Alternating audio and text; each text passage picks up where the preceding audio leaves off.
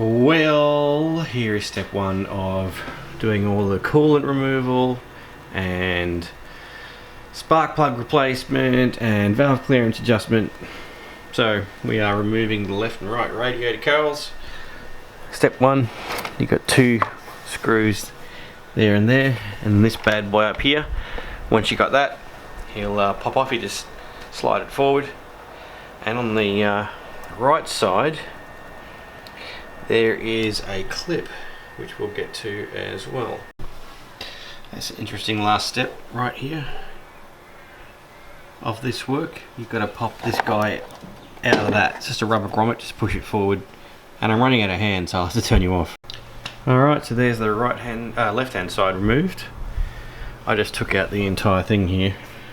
Where is it? I left the rubber on it. Didn't take it out. Let's go around to the right. Oh, one last thing. These are all T30s, by the way. They're not T27s, they are T30s. Well, they say that you're supposed to remove this cable from the clip in here, but it's already unclipped, so that's not a problem. I'm not even sure why it's unclipped, to be honest with you. I'll look into that.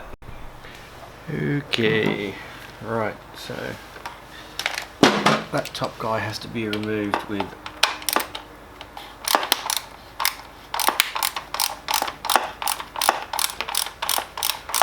this spanner, because I can't get my tool in there. I can't get this guy in there.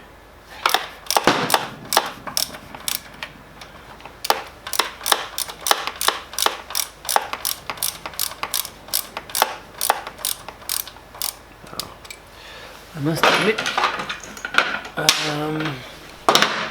actually need to use the extension to get the other two guys out. Might be a bit of a...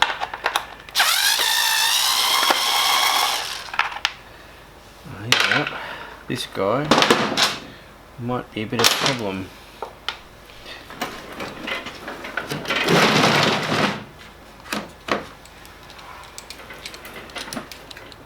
You ever work on stuff and get a song stuck in your head? I've got Chaise Longue by Wet Leg stuck in my head. Particularly the bit about buttering your muffin. Which is actually a line from Mean Girls. I didn't know that until yesterday. Okay.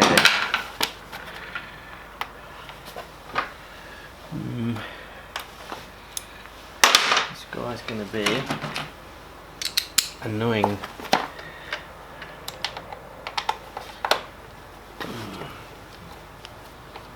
It's a very long thread on that.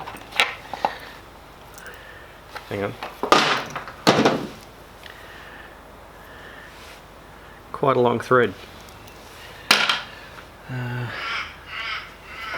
not sure how the middle bit comes out. I think it just pops off. But you know, the instructions are in there. I'll read the instructions. And this guy at the bottom. Let's just give you a look at that again. I seem to recall on the last one, I just, like I said, I just popped it out of the hook.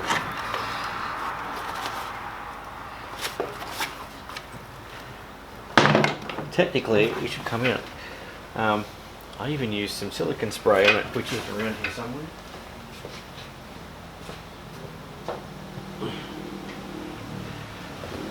It's always these little things that are annoying.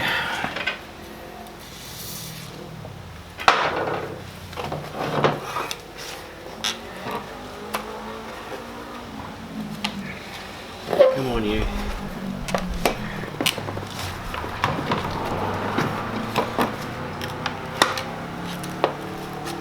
ST Rugland. I should just... the whole thing's going to come off in a minute, but yeah, look, it wants to come off with the rubber. Let's get you the focus on that. Not sure how well that appears on the screen, 'cause it looks quite dim to me, but anyway.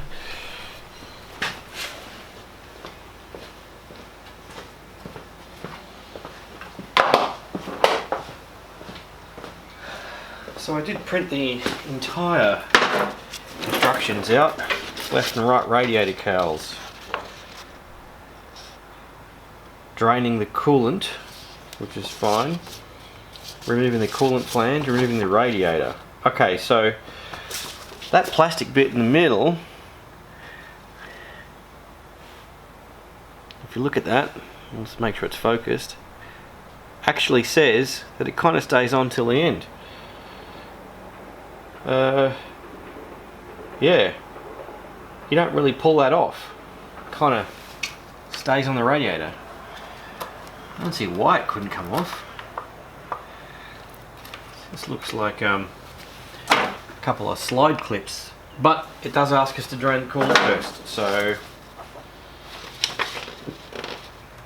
let's do that.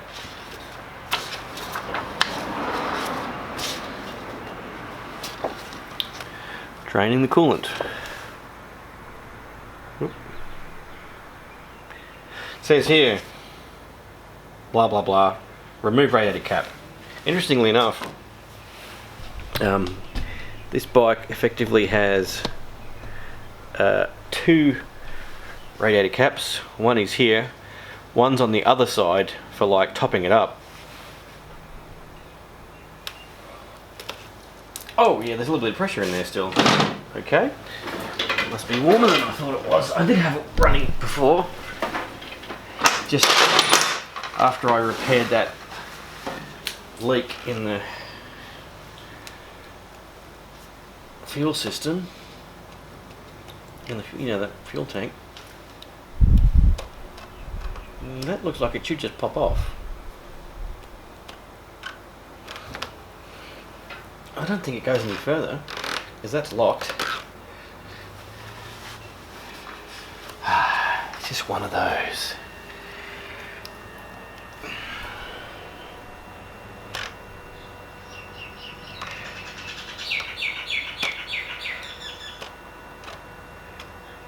Maybe. Don't think so.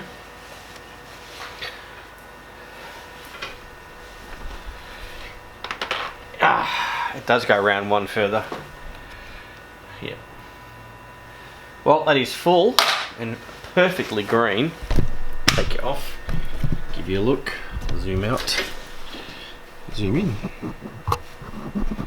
That's in good nick. That's been there since, oof, God, 2015? And that's 2022. It's been here a while. Cool.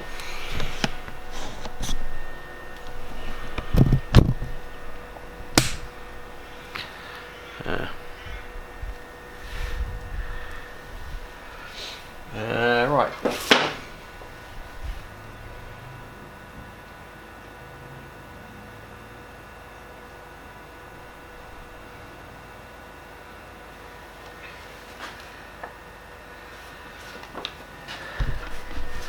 Next step is remove the drain plug.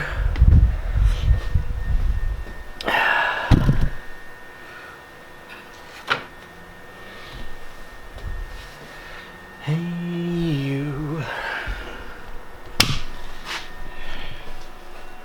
Okay, so next step is remove the drain plug. And it says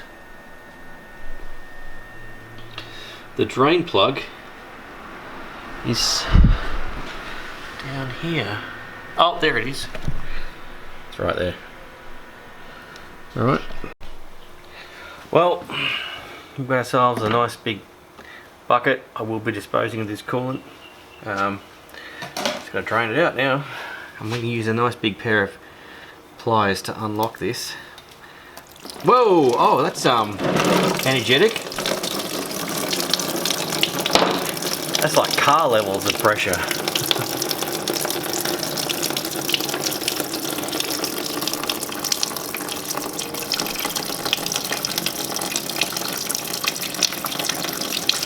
That coolant looks absolutely mint.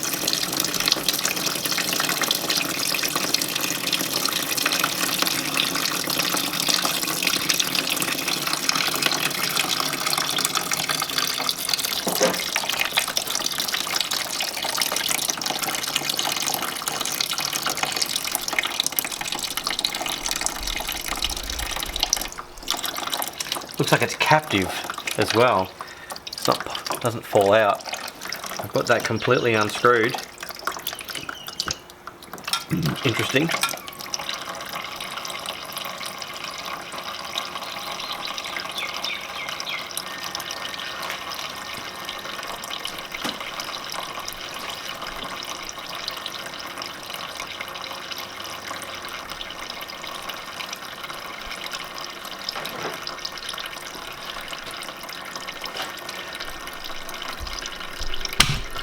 I'm sure I've said it before, but I just love this bike. It's like my VFR in terms of its, you know, sport touring capabilities. Yeah, it's a naked bike, but it's not naked, and it looks bizarre, which I kind of like. You know, the whole split headlight thing, it's not for everyone, but it is for me. I don't know why, I really just love it. The front end is amazing, it's so confidence inspiring. It's offset by the rear end, which I think needs better damping. Springs aren't too bad, but the damping in the rear is just kind of lets the front down. Yeah, of course, it's got a lot of unsprung mass, you know, with the whole drive shaft and everything, but hey, so does a VFR in terms of the unsprung mass. But yeah, the lack of chain maintenance. Offsets everything. The quick shift is amazing. Anyway, probably don't need to convince you. If you're watching this, you probably own one. Right, looks like that's enough coolant drained out. Just gotta. That looks like it's a very. Yes, it's a click in. Have to keep an eye on that when you replace it. Now that the coolant's drained, it says reinstall that and the cap. Okay. Suppose it's a good way to avoid losing the cap, because maybe I would have lost it.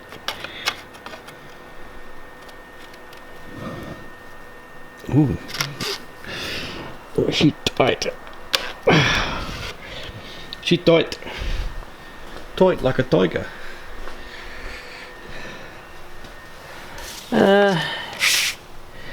Pull the coolant flange out of the coolant pump. That would be that guy right there. Dare say, these are going to be T30s again. And indeed they are. That might not be the right screw. It's not. They are not T30s.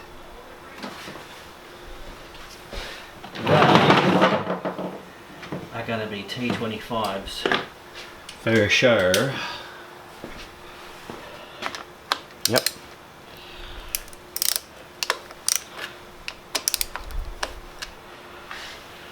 Three bolts.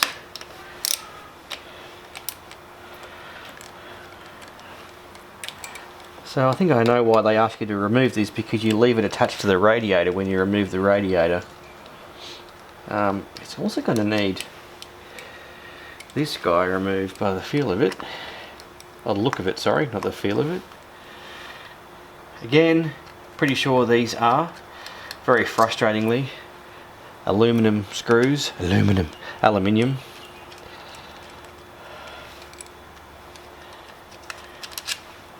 Yeah, not a fan of aluminium screws, to be honest with you.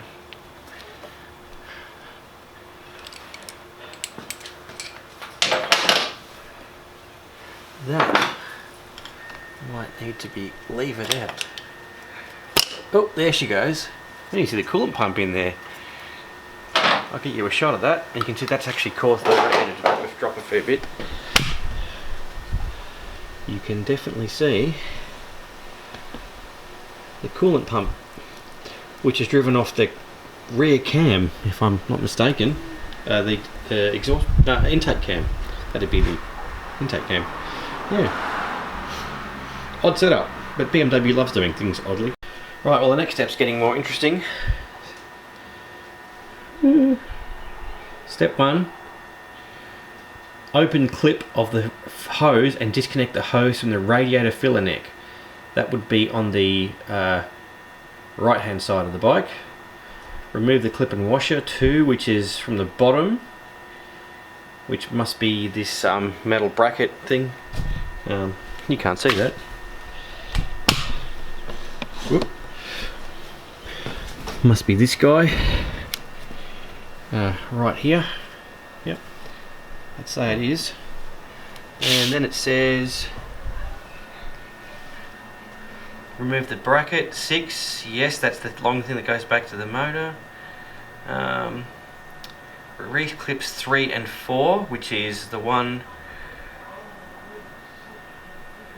with pliers. They're going to be these.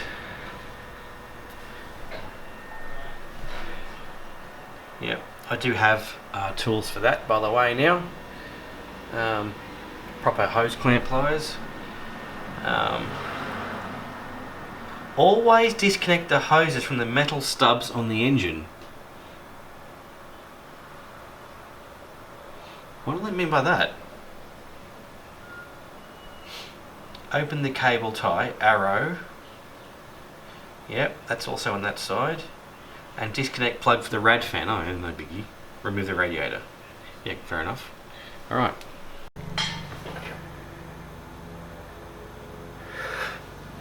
That filler neck thing's just this little tiny screw.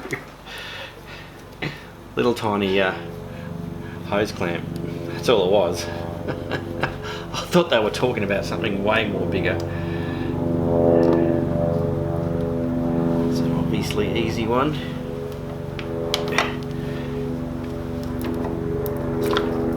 Ah yeah, no biggie. I see the hose that they need to cut this and remove the plug for the rad hose. That's an easy job.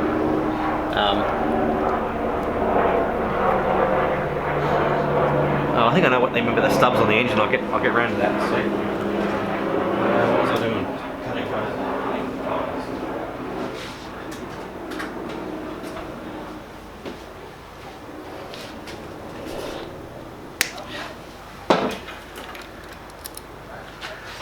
Kudos to BMW for actually using. Oh, interesting.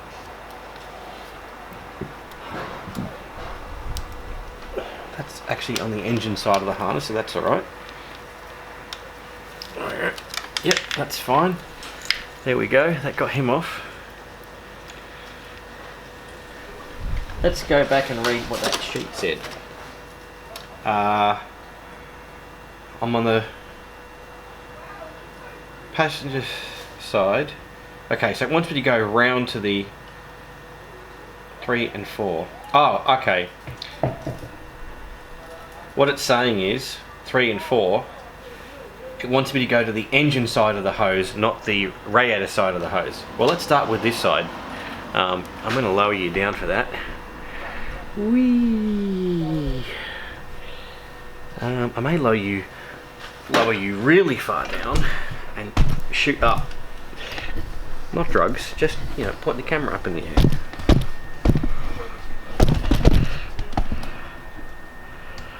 Where are we? Right there.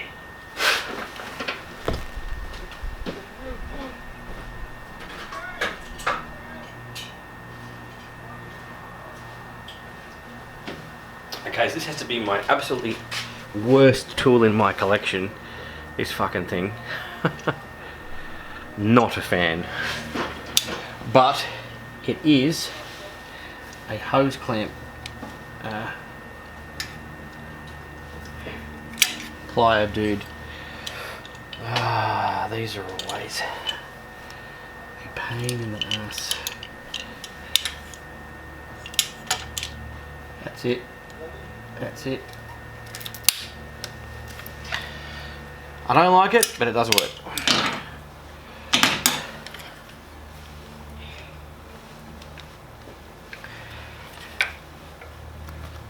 Ooh, it's right up against the head. I'm not sure why I can't remove both. Maybe so you don't forget which way the hoses go, because it's obvious. Bloop, bloop.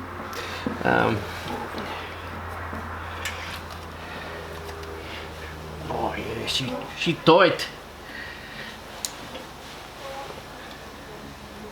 without damaging any more cables. That seems to have got it. Oof! Okay, what just fell down? Rubber grommets of some kind.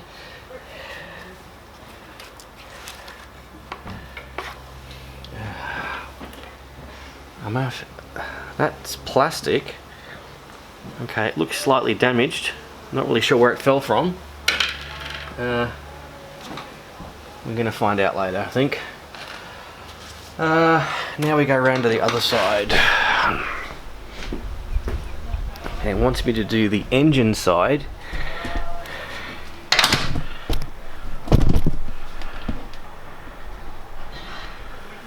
This one. That one.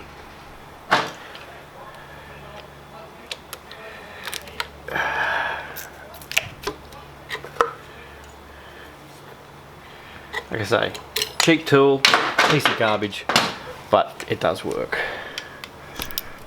Just want to carefully. I know I probably should use a plastic tool for this. I'm just trying to break that sort of crusty bond.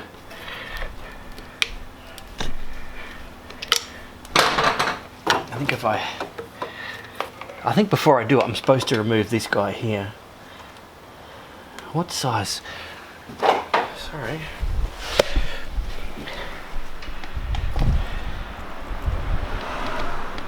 I'm supposed to remove that.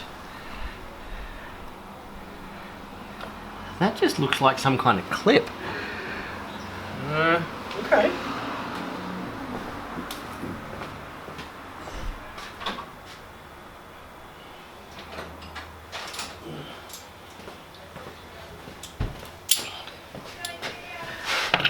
I think that means I wasn't supposed to remove these screws. I was supposed to just pull a clip out of them. Whatever.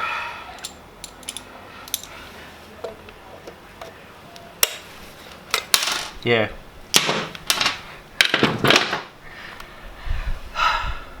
Yep.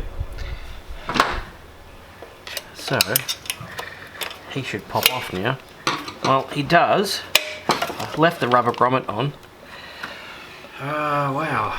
This is getting not hairy, but it's getting interesting. Anyway, once I get that, that's out of frame. Once I get that off, the whole thing's gonna come off.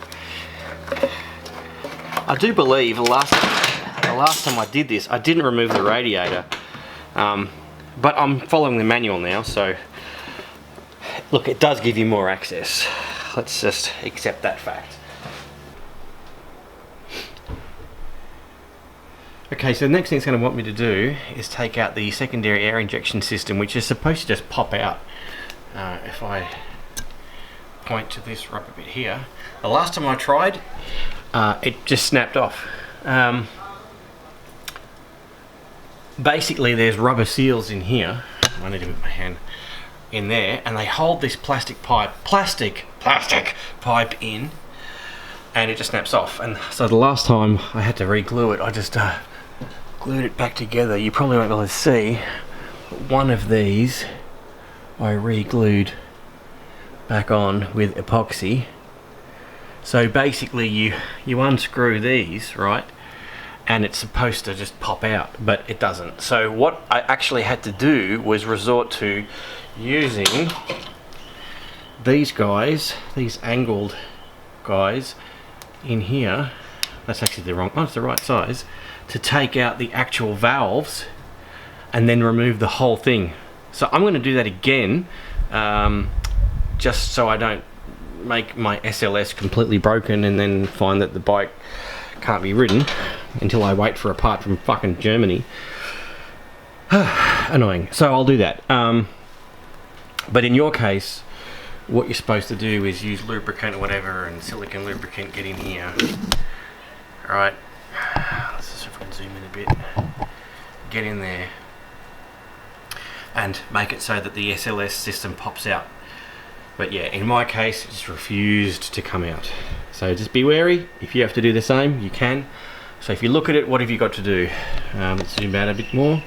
You've got 4 bolts. You've got the 2 down here and the 2 at the top of that. You've got one here and 1 there at the top of that. You may not be able to see that. See if I can get you. You can just about see it up there. Not sure what the focus is like for you. You can just about see it, and there should be, if I come around the other side, another one. Yeah, 1 there and 1 there. And if you take those out, the whole SLS system and the reed valves that go with it pop out. If you're a VFR owner, you will know that blocking off these reed valves are a big thing, but I'm not really sure about the BMW as to what it would do. So I'm going to get started on that. Well, I've got the secondary air injection system off, and you can see, if you look in there, I've actually got the covers off too, and that's because, yep, it wouldn't come off again. And this is the one that broke the first time I did it. As you can see, there's a piece of plastic in there. So basically these things are just hot garbage, right? It's like plastic pipe. And so what I've done is I've knocked one of them out with a punch just to get it out, because it just gets stuck in there. I'll show you in a minute. Anyway, I've got to punch this next one out. Let's see if I can get it out. I'm using a brass punch because it's soft, and a dead blow hammer.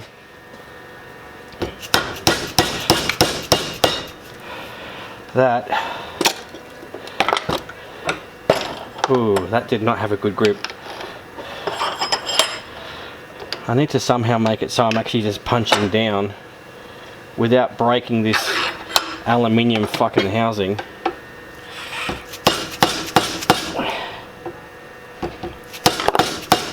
There it goes. Look at these things. Look at it. Corrosion. And the rubber is soft, but geez, they're tight in there. Now let's get the broken one, which I can probably re-glue. Get him out.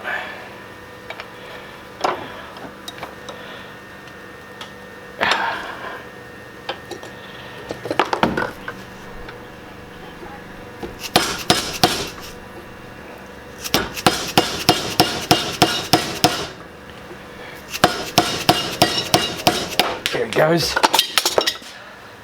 I did this a few years ago, like I say, 2014 or something. 2015 maybe. Just utter trash. I suppose the next question is, does anybody make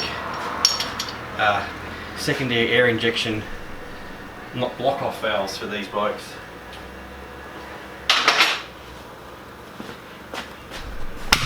Anyway, now that I've done that, what I'm going to do is I'm going to remount these back on with the screws. Not that plastic bit, I need to re-glue him. I'll remount these, and then hopefully I'll lubricate the rubber when they go back in so that they don't get stuck again. Yeah, comment down below if you have a specific guidance about a permanent rubber grease that will never harden up and will constantly lubricate it so when it comes out next time it's still easy. Let me know. Right, well, I've put these secondary air injection things back on, and I've got a couple of the spark plugs out already. You're supposed to have a special tool for this as well, but oh my god, it's a fucking spark plug. So the trick is, these are really annoying clips. You've got to basically get under the clip and pull to get it out. And once you've done that, my recommendation is to get like these kind of vice pliers and then lever against the head, the rocker cover, and they'll come out. That's the best way to do it. I mean, what do you call this? Pipe wrench? Plumber's wrench? I don't know. I might be in the way of the camera here, but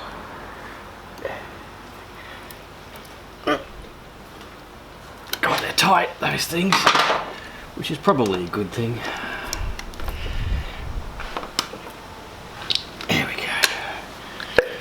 That's all the spark plugs out. These look pretty good.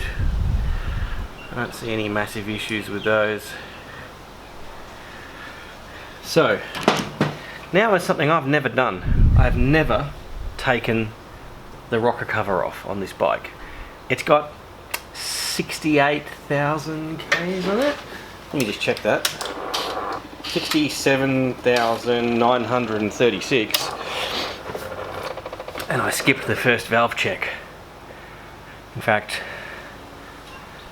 well, yeah, I'm 7,000 Ks for the second one. It's supposed to be every 30,000 Ks. But valve checks are often overrated. Let me put it this way, on the VFR, the VTEC one, pain in the arse. You couldn't even measure the valve clearances without removing the cams. Oh my god, because it was VTEC, you had to like remove the VTEC cups and put standard cups in just so you could measure the valve clearances. No, you had to lock the VTEC pins, sorry, on that. Why am I talking VFR stuff on a BMW? Let's get this off. Well, apparently, of all my documentation, I don't have the how to remove the rocker cover. Oops, let's get the camera, sorry. Instructions. Let's see if I actually printed it. No. Nope.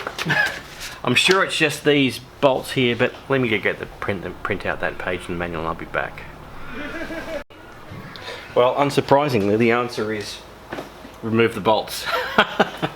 I'm gonna take a punt. These are like, they're not T45s.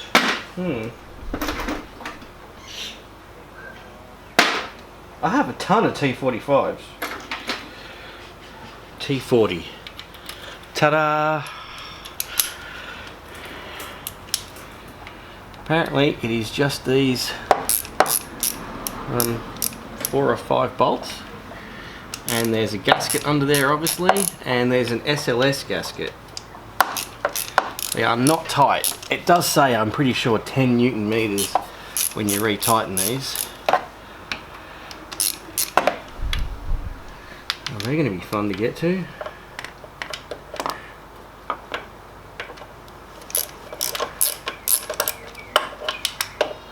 Must be one under that cover there. Sorry, am I on the camera? Probably. That one's going to be a bitch.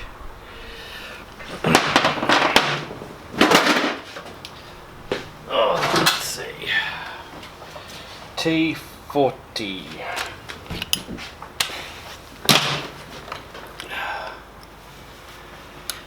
Look, I'm not a fan of Torx.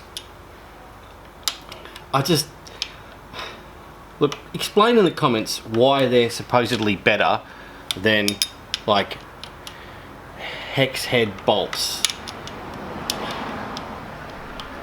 I don't get it.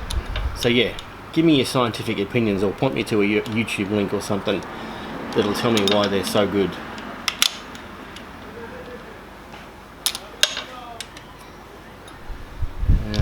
I got that guy off pretty good, didn't I? There's one guy in there too. Hey. Yep, can't get to him either. Oh no, my documentation's blowing away.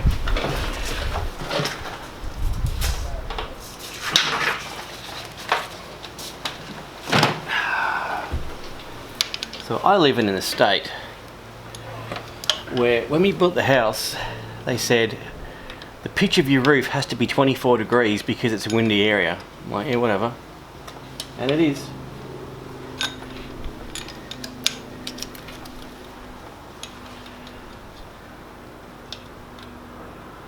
Oh man, I'm struggling to get on that nut. I should probably go to the other side of the bike. This is embarrassing. You're probably like seeing more in the camera than I can see with my eyes. Yeah, guys. Oh, that's not going to be any good because it's right in the way of the SLS lock. Oh man.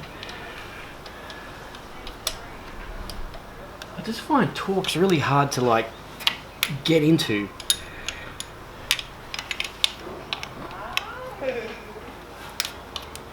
You know what I mean? Like, hex head bolt just goes on. You know, I think it's like an engineer made a decision to use them because of the theory of how good they were, as opposed to the realities.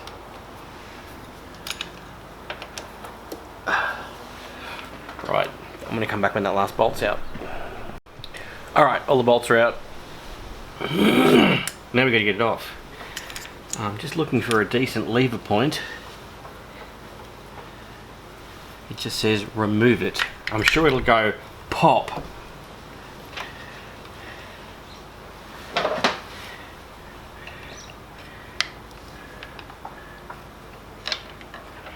Be very careful. I don't see a lever point around this side.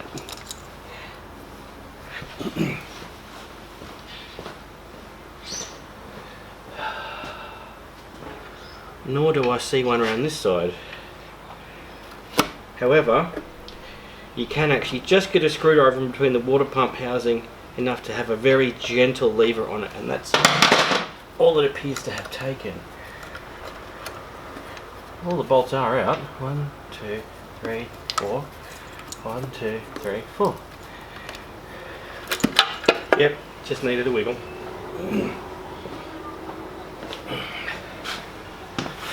You and me are about to see the first inside this engine for the first time ever. And here we go. I don't think I've dropped anything. There's a couple of rocks that might have been on it. Not bad. Bit of oil aging. I do change the oil on schedule. Maybe the last time I was a little late, but only in date rather than run time. Not bad. I mean, the motor looks really clean. So you're supposed to remove the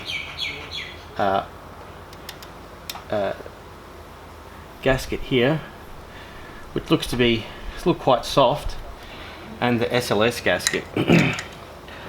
Do I need to actually remove that just to check the valve clearances? I doubt it. You know what I do like? I do like how it's a chain driven cam to start with, but only one, and the rest is gear drive. Gives it that nice gear drive whine. It's a little bit like, but not as good as, the old VFR 800 whine from the pre-cam chain VFRs. I love that sound. Yeah, I reckon I can measure those without needing to remove those gaskets. Right, time to get some feeler gauges and get the side cover off the engine down here so I can actually get it to TDC. T55 to get that bad boy out. T55 seems a little wiggly, but trust me, T60 does not fit. Okay, that looks like the TDC marker right there. You see it? I think you can, because I can see it on the camera. Now I have to resort to the manual on exactly what to do next. Let's zoom out. Okay, so the instructions are to turn the engine clockwise on the crankshaft until the markings on the camshafts are aligned. Let me get you in here. So the trick is, it says, zooming out, I have to get the marks here aligned. You can see it looks like it's a little, it's close. There's one there and there's one in there a little low down. Let's see if I can get you to see that. I do have a light. If you can see that notch or that slot on the cam, on the sprocket there, that needs to be lined up.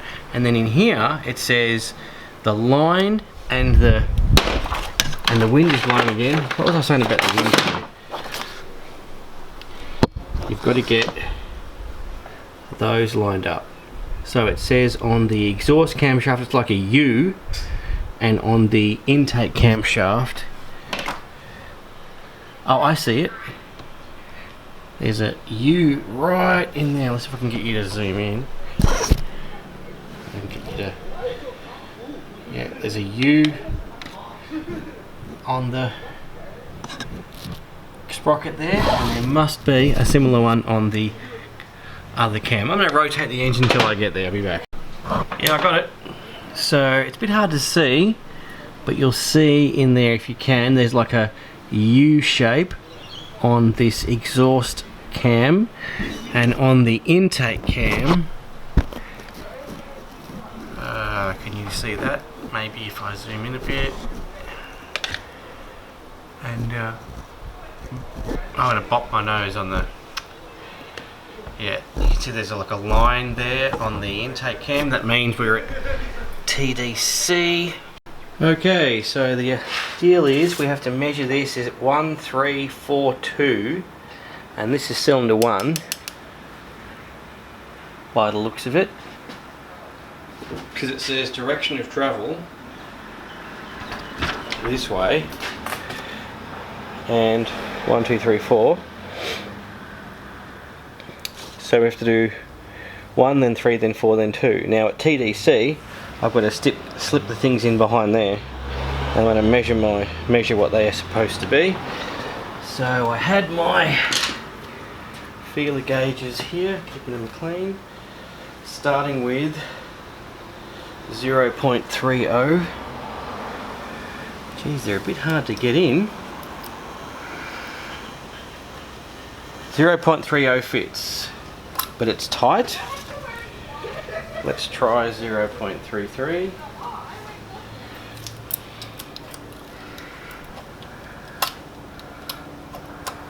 Fits, but tight. That could just be the angle.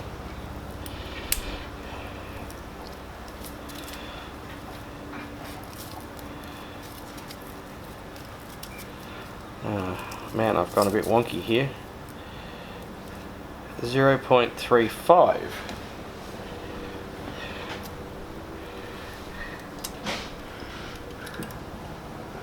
Quite tight.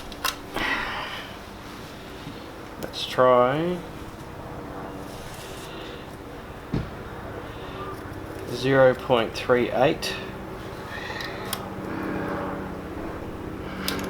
Oh, no, someone goes 0.35 with a skinny one.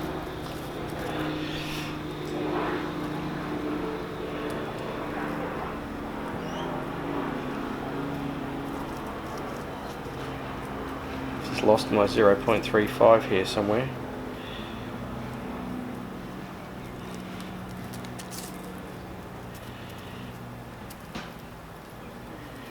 Okay, so let's get the 0.35 in there again. Yeah. And 0.38 didn't fit. So basically, look, we're in spec. I mean, but it's a matter of getting the exact. So with a 0.38 didn't fit, if I recall.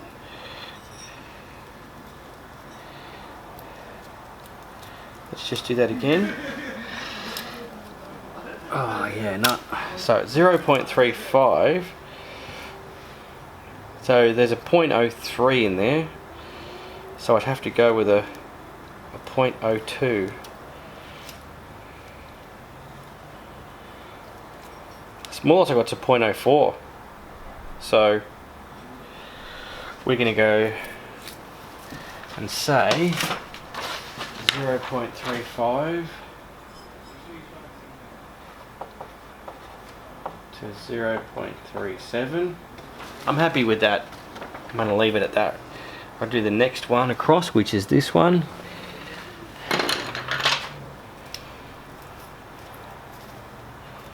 Let's just try 0.35 in there, and it fits, and it feels just as tight. Let's try the 0.38. It does not fit. Okay.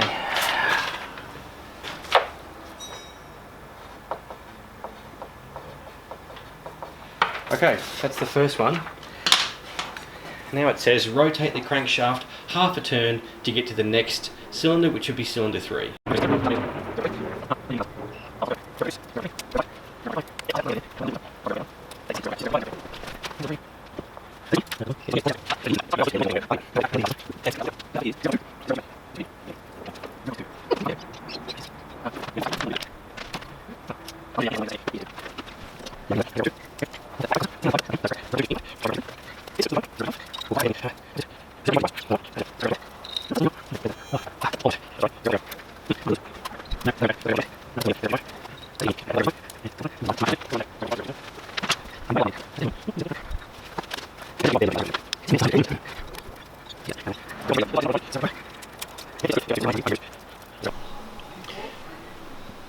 Well folks, good and bad news. Good for me, bad for you, because my valves are all in spec. Exhaust valves are all 0.35, one of them's 0.38, still in spec. Intakes are all 0.25, one of them was quite tight, 0.20 to 0.21, so it didn't fit a 0.23, so that one's a little tight. That was cylinder 1, which is this guy here. The rest were all very good, 0.25. I might recheck cylinder 1 because it was only one valve of the entire 8. So yeah, the bad news is what I won't be doing today is removing the cam caps and doing all the work required for a valve clearance adjustment. But let me give you a quick overview of that work. Make sure I zoom out here. So all that work is, I'm going to say all, is you have to effectively remove, I believe you have to remove the cam chain sprocket and hold it aside. You have to sort of hold it up. The engine has to be at TDC before you start. And then what you're supposed to do is you're supposed to have bolts in here with obviously this gasket would be removed, and you put 2 bolts, I think it's here and here, and you screw them in, and then when you loosen these cam bolts, what it means is that by having these bolts in here and these really large washers that spin, that you don't fling up or break the cam cap cover. So it's a one-piece cover for both camshafts.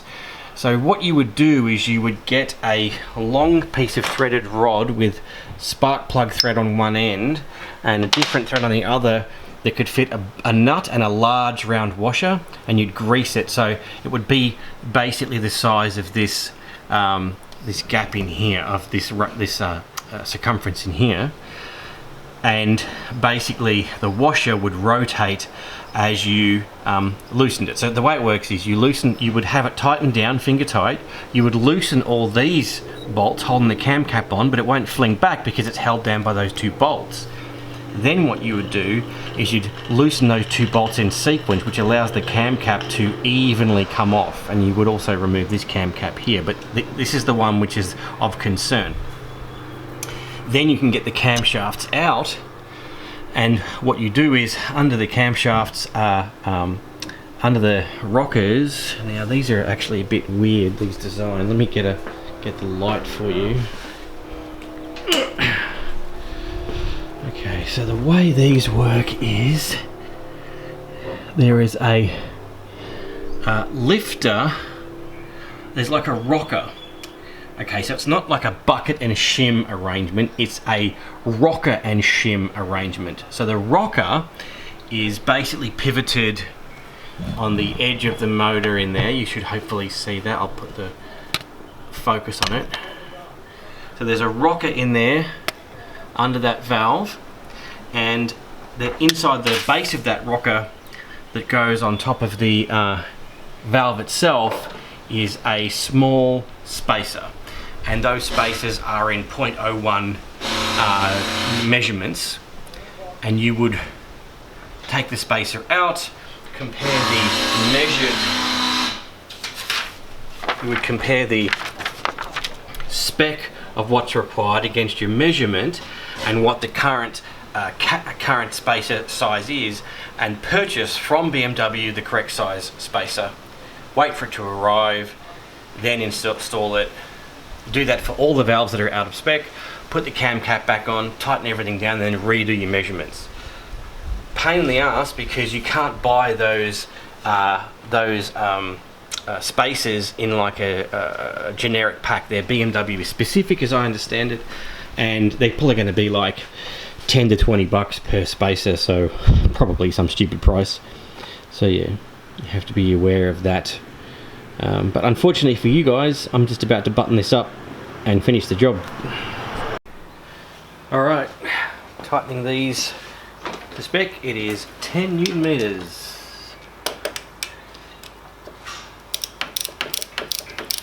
Just getting these, snugging them up first.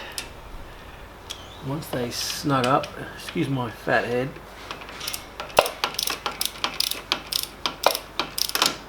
Whoop, lost it.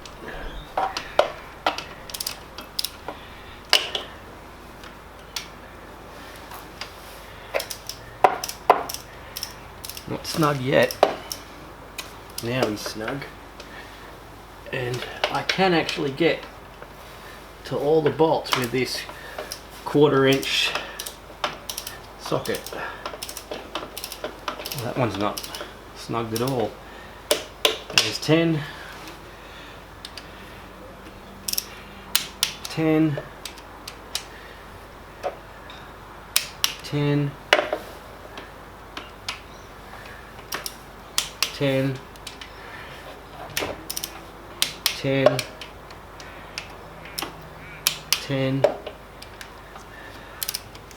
10. Alright, I'm going to go sequential now. 10, 10, 10. In case I missed any, that's why I'm going sequential. 10. 10 is not a lot. Sorry, I'm in the camera. 10, might have missed that guy. And this last one. 10. Alright. What's next? I need to do it all in the reverse of the way I did it before. Before I do that, I realise I haven't got my new plugs yet. So I need to wait. And one of these plugs is not like the other. This plug here, where my finger's wiggling, that plug was very loose. And look at the difference of it. Dare say, I had some blow by. Still, the bike ran great. There's testimony for BMW reliability for you. Did I leave that loose? Probably. I was the guy who put them in last time. By the way, these are NGK. Good old focus. KR9CI. Not many people stock that. In other words, I had to get them shipped. By the way, fellas, here's a little trick. It does mention to lubricate the secondary air system pipe, because obviously it goes into those holes up there, right like that one. And it tells you to use this BMW rubber dressing, which when you deal into it, turns out to be a silicone grease. And when you look into that, if you didn't know, silicone grease is also known as dielectric grease.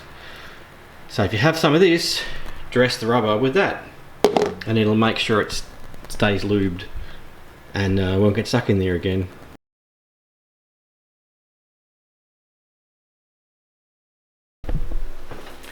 Well, it's been an interminable delay for me, but I finally got the wow, why don't you focus? Spark plugs, very hard to find. KR9CI, no one seems to like stocking them. They are also known as 1795s. When I went to AMX Superstores, which apparently only stock NGK, and they were owned by the same company which owns Repco and whatnot, they didn't have any. So they couldn't even find them. I'm assuming it's because of the way they track the codes of the plugs. So I actually just temporarily put the old ones in. Might do this one at a time actually. And the reason I put them in was I didn't want dust and shit getting into the spark plug holes. Bit of a pain to get these out, to be honest with you. You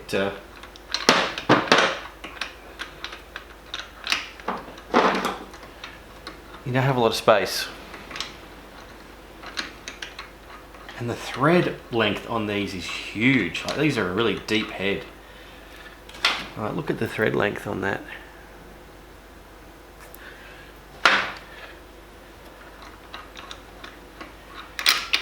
That's probably good. That was the dodgy one.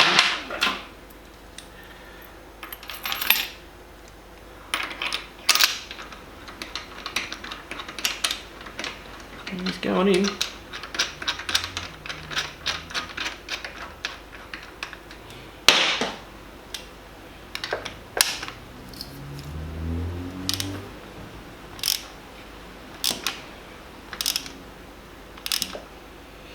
Now you are slightly crushing the washer on these, so don't do it too loose, even though you don't want to do it too tight either. I might leave the spark plugs. Oh no, it's okay. I'll just go. And by the way, when you put these in, you kind of got to put your palm against it and slap and sort of push it till it goes click. So like this. Hopefully you heard the click.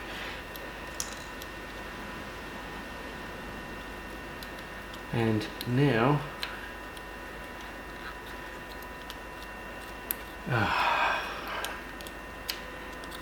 I don't like BMW's connectors. They are, I'll show you the next one.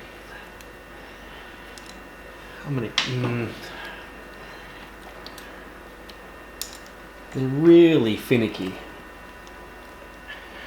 There it is. There. Let me show you the next one so you can tell you what I mean about I don't like their connectors.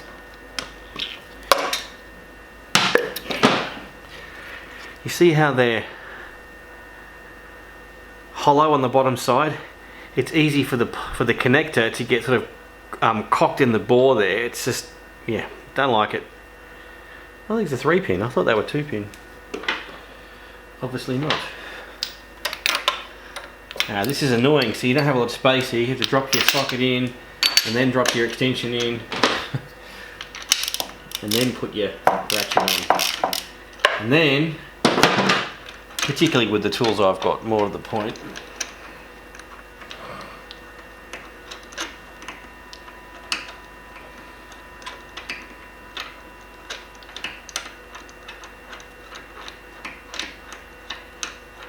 Probably enough. I kind of have to pull it up and then jam the screwdriver on the extension and then pull the extension out with a magnet.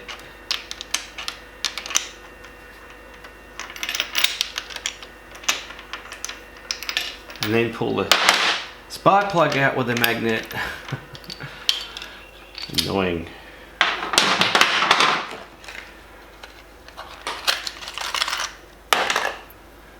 Drop in the plug. Drop in the extension. Drop in the... Little annoying. I'll be back when these are done. Alright, next thing is this bad boy, the secondary air system pipe, and I've used the dielectric grease, which I showed you just before, on this rubber to keep it a little bit lubricated. I'll put a little bit more on, and I want to basically have it stay lubed in that bore until the next time I take these spark plugs out.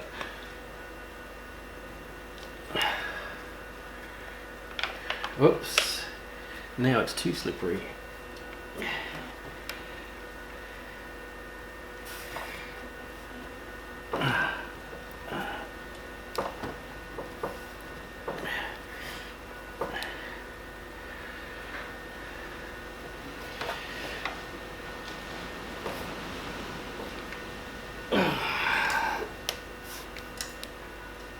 tight, yes, tight, like his fascia.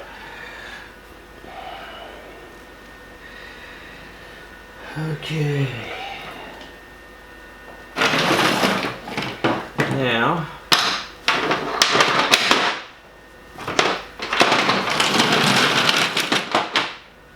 we have to remember which were the right bolts for this.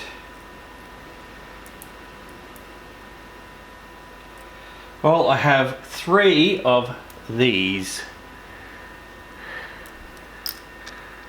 So it's got to be those.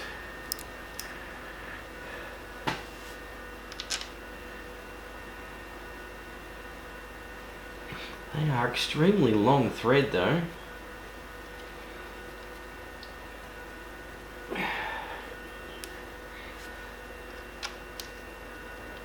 The difficulty with this middle one here is that's the one I broke.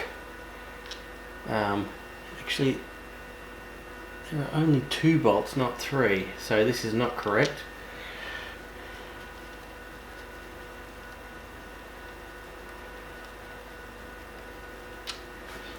Must be these 2 bad boys. They're not T30s.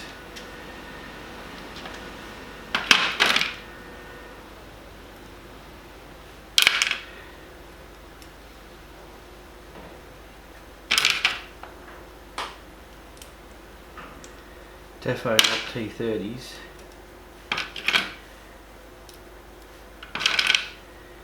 T25s or 27s.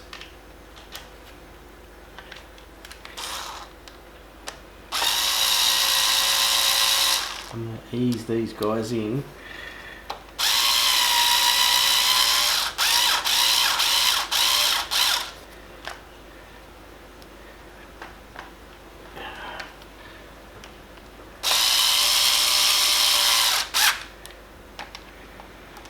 While pushing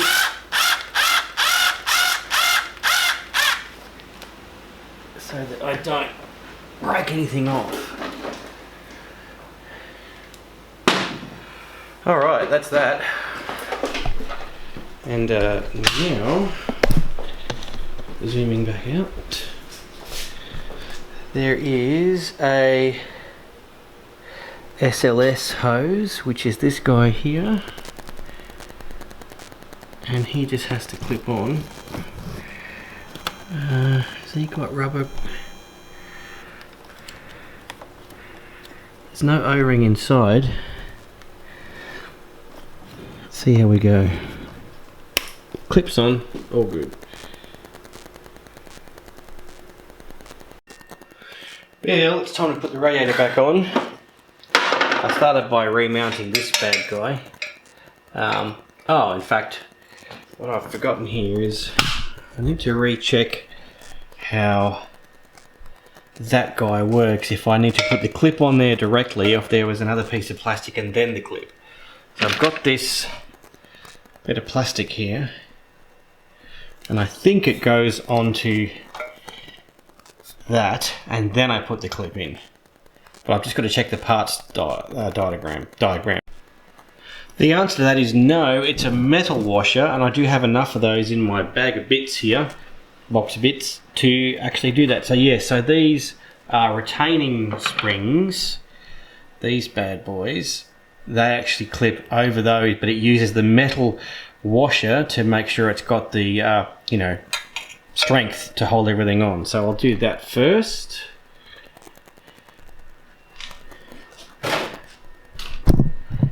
This might be a little hard to see, but we'll zoom in. Yep. Stay there, camera.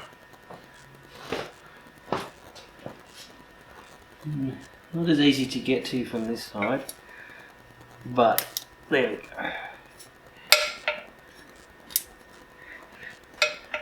That is correct. And the same rule applies for the radiator. Zooming out.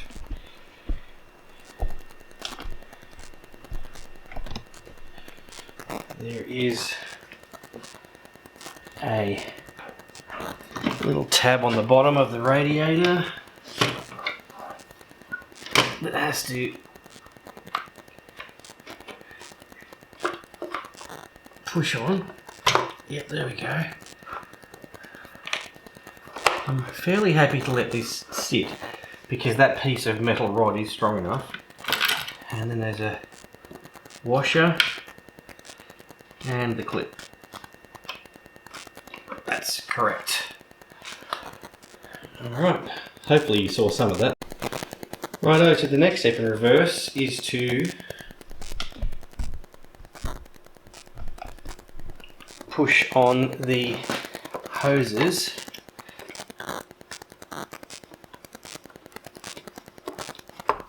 and then we'll redo their clips, and if you recall there's one for each side.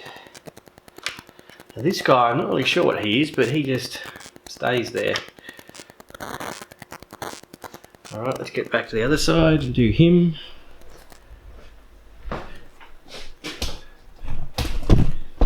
Let's see, make sure you can see what's going on here. Yeah, that's about right. Now I'm supposed to do these connectors first, but I'm not gonna put the hose on the motor first. Okay, yeah, there's plenty of room for them to be done in a sec. That's that was actually a worm gear. Make sure you push that guy back on there, Ed. I'll do the guy this way around. Be a bit more access to the worm gear. Alright, so that's the fan power, and this must be, well, that's the crank position sensor. And that was zip tied to that, so we'll get round to that. What did we do with our least favourite tool?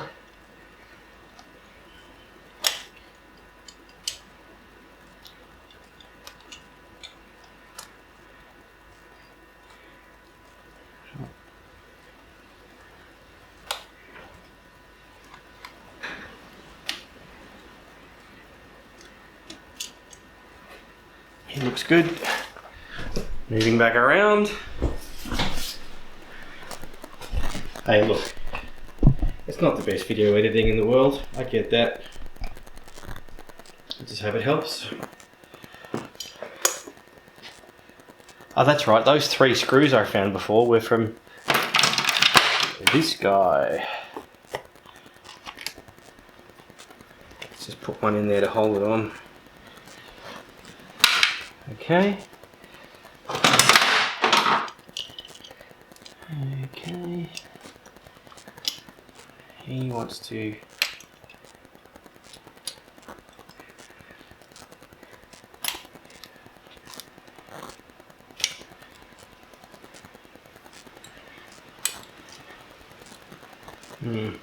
make sure you do this right, Ed. There we go. Looking good. And then after that, it's just those clips that go on onto there. Let's zip tie that connector back on. I don't think there's a very super specific way this needs to be done. I'm just going to zip tie it to it.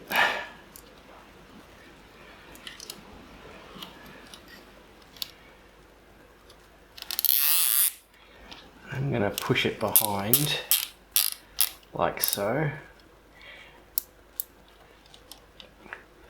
It's nice that even manufacturers occasionally use zip ties.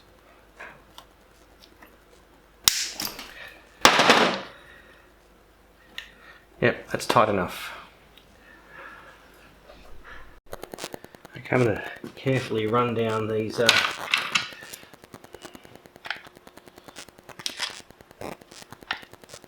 screws on here.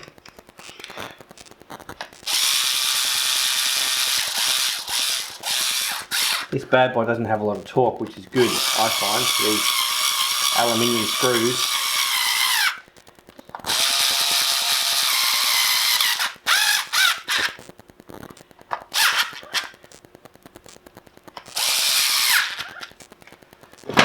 What did I say these were? T27?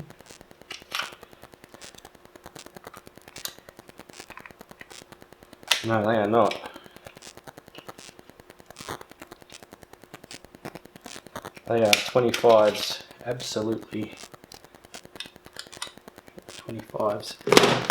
That might have been a Torx T20 in the Bosch bit there.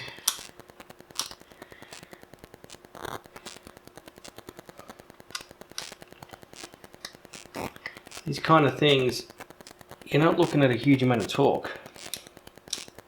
I mean, look, I've got weak hands and I'm just doing it like that. Okay, alright, I think now it's the cowling. So you might have spotted it, but I made a mistake here. I wasn't supposed to remove this guy. The radiator was just supposed to come off it. Let's see if I can get the tool in here to... That's a bit quicker than using this guy. Yeah. And the radiator pushes onto that, and then then the cowls go on.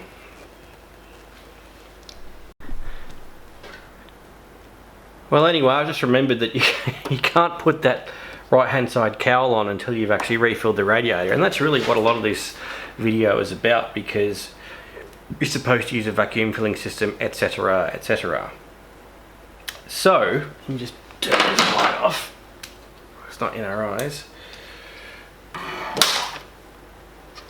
Let's get that guy off. Vacuum filling system. I have a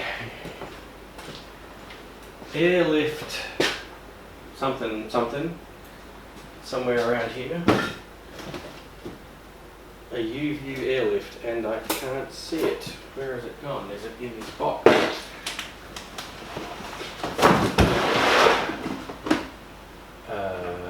Nope.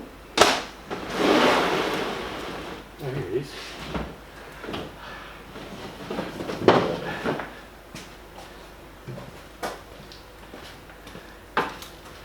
So I have a U-view airlift 50/50 or 55/50. I don't know. It's a U-view airlift. These are cheap. There are bigger, more expensive versions of this.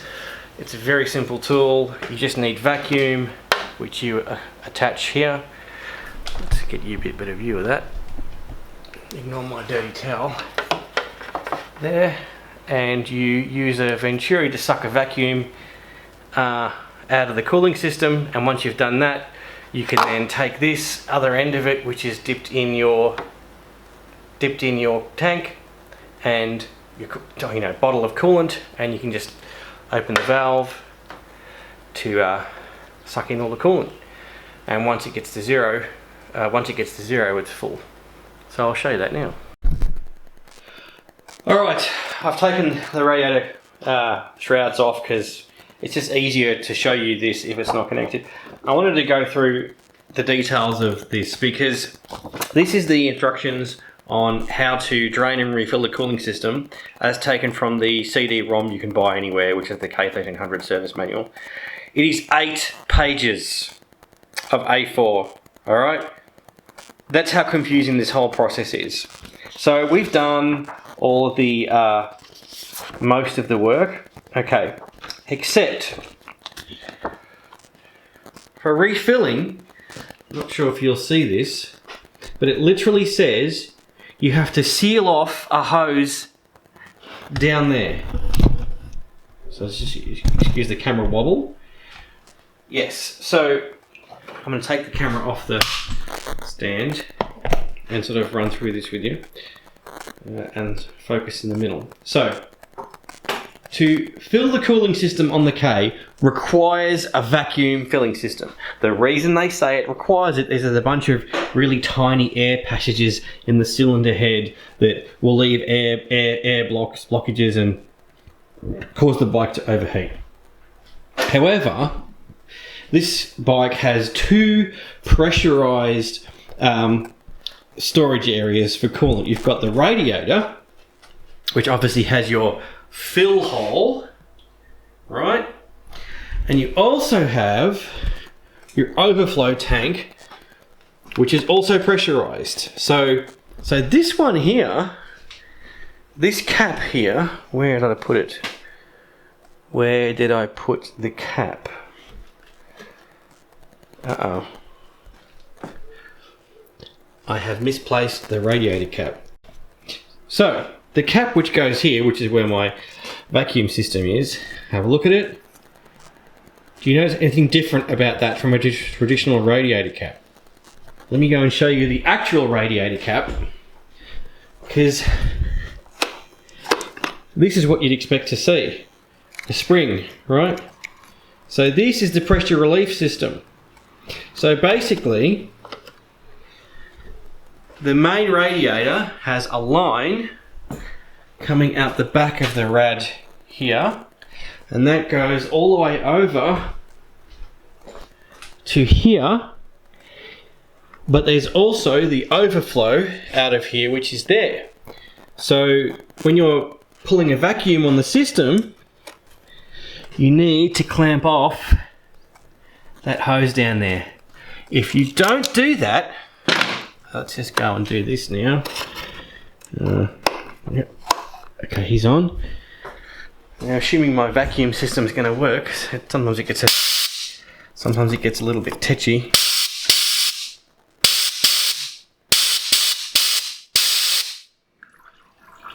Oh. Oops. I forgot that I hadn't put the radiator plug back in. Yeah, that's just not going to pull a vacuum ever, is it? Okay, let's see if it's going to pull a vacuum. Alright, that's not correct. Alright, see, it's sealed up, but see how quickly it's dropping? And if you listen carefully, you'll hear a hiss sound. And that hiss will be coming from air drawn up through that hose there. So you have to clamp off that hose, and it should be the middle one. And they recommend you use their own clamping tool. Oh look, a special tool for clamping. No. Now that you've done that, assuming my vacuum thing's going to work, because the valves in here are a bit worn out. When it locks,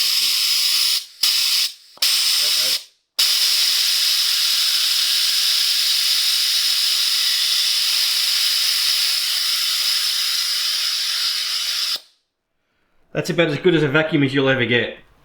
Alright, now that I'm doing that, I have to leave it here for a few minutes, and it has to basically not drop for like 3 or 4 minutes or something. But you can pretty much tell it's already pretty good. And again, all that is only possible if you clamp that overflow hose. You can't get to it here, it's just in there.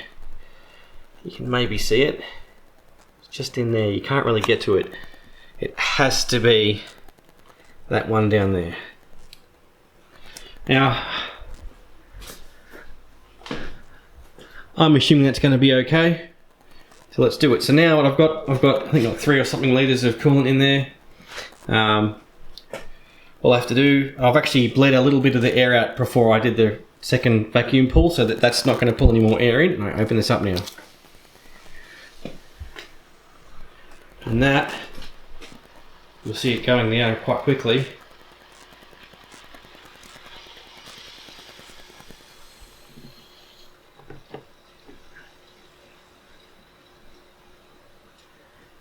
Still going, slowly, but it is still going.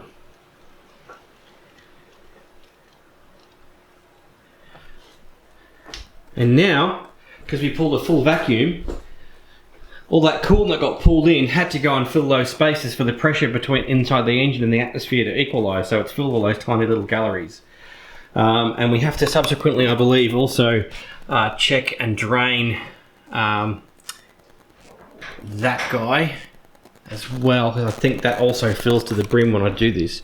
Let's quickly check. Just clamp off the hose. Do what I just did, but with their version of the tool. Press the surges, observe the level. Yeah. When the level of the fluid in the canister ceases to drop and the vacuum corresponds to ambient pressure, bleed the system. And then there's a bleed screw. Right, so now that the vacuum gauge here has gone to 0, we're not pulling any more coolant. We can close that valve. Now the first thing is we have to undo this bleed screw to let air out until coolant. You'll see it says open the bleed screw to in the coolant pump bypass, which is 2 on here, which is that guy. Okay, and then it says close that screw, connect the transparent hose to the bleed screw 1 in the coolant pump, that's this one here. Air escapes initially, then coolant. Do not close the bleed screw until the escaping coolant is free of bubbles. Oh, they didn't want me to close that petcock until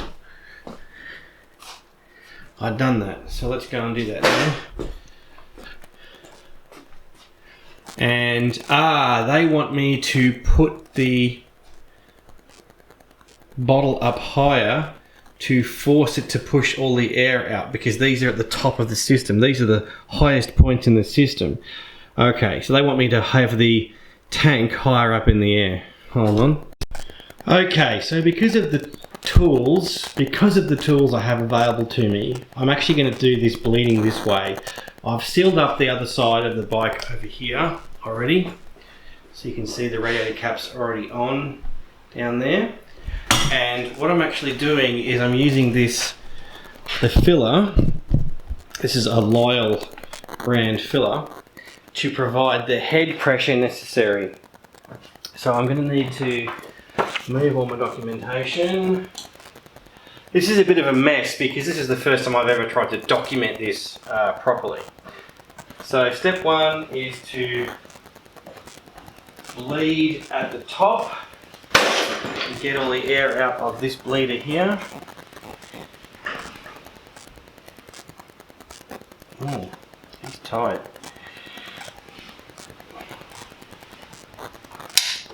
Okay, yeah, he's tight.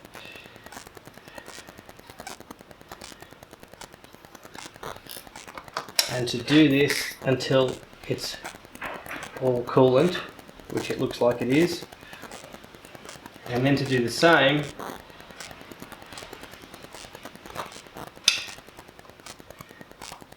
up here with a clear hose. I'm going to struggle to find hose that's the right thickness there, bear with me. Alright, I've just got one of my brake bleeding things, I don't really care. It's 11mm this. Oh jeez, and she's tight.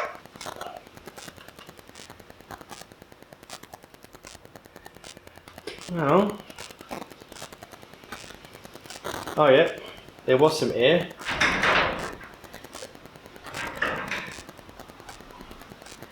Now it just appears to be coolant.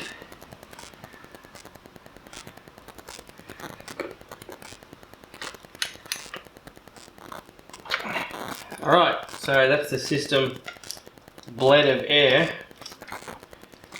Now I've got this. Okay, so what is the next step according to the manual? Well, the only thing left to do is to fill up this guy here. Only thing left to do is to fill him to the between min and max levels. So since I used this to provide that head pressure to bleed it, I'll actually have to suck some coolant out of there with a syringe or something. Well, everything's buttoned up, no leaks, all good. So now let's get all this stuff put back. Now of course, this starts with that clip at the bottom. Be careful with those though, don't leave them dangling like that and running the engine, you'll melt them to your headers. There's that guy.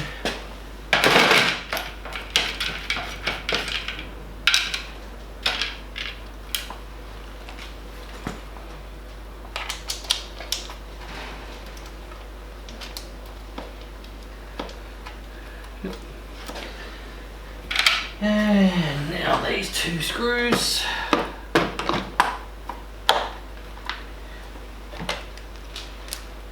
Now, basically,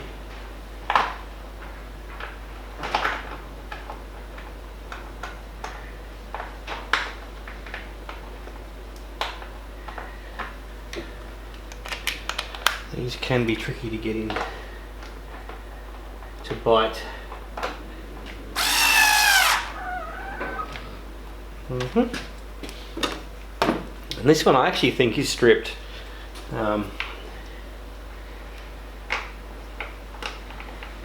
Even when I get it in the hole, it doesn't want to tighten. Oh, where's the tool?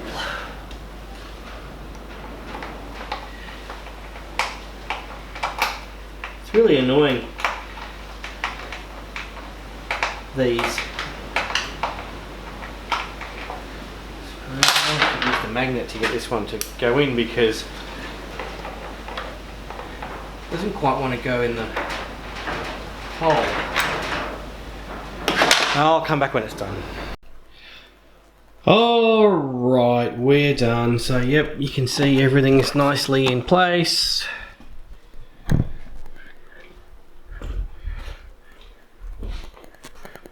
Yep.